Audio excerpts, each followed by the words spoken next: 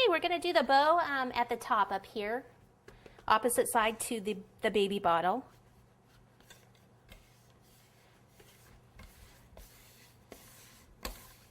So the first thing I want to do is a couple of the tails that hang down. So just cut a piece of fondant.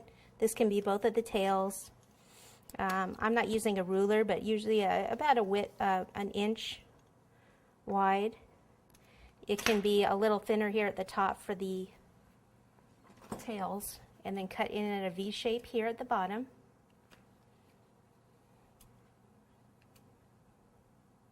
Okay.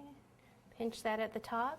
Take this right up in here, push that in, give this a little bit of movement, like so. Pinch this one also, here, a little bit of movement. Okay, roll out another piece of the pink fondant.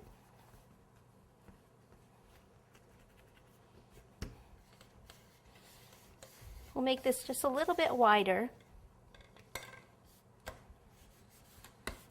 than the tails.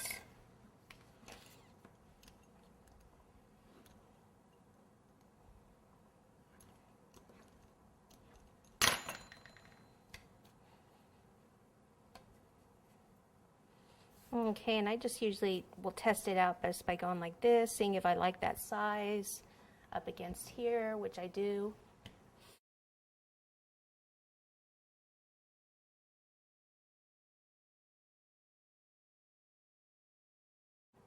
And take another piece of fondant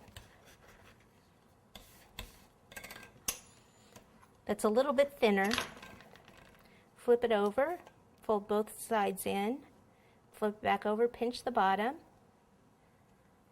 place it right over the top, pinch this off, pinch that around the back, like so. Then pick this up by the loops. It's sticking a bit here, so let me get that back apart. And put it right up against the ears. Cute. Okay, so I'm going to put her sitting in a little bed of grass, so let me get some green buttercream. We'll be right back. Okay, before we get to the grass, I have these daisy plungers that I'm going to use, and I'm going to cut out, so what I do is roll the fondant out, make sure there's cornstarch down. When you cut it, make sure you can slide it around like that. Go like this with your finger so you get a nice cut. Then push down, that's what imprints the impression on it, and then pull this out. Now it's best if you can do these flowers ahead of time, which I have some done.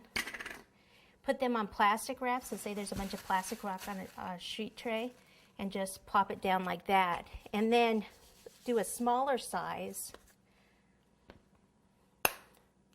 Let that dry also, and then when it's done, you can put them, then you can put it together when they're both dry, or you could put them together now also. Okay, like that.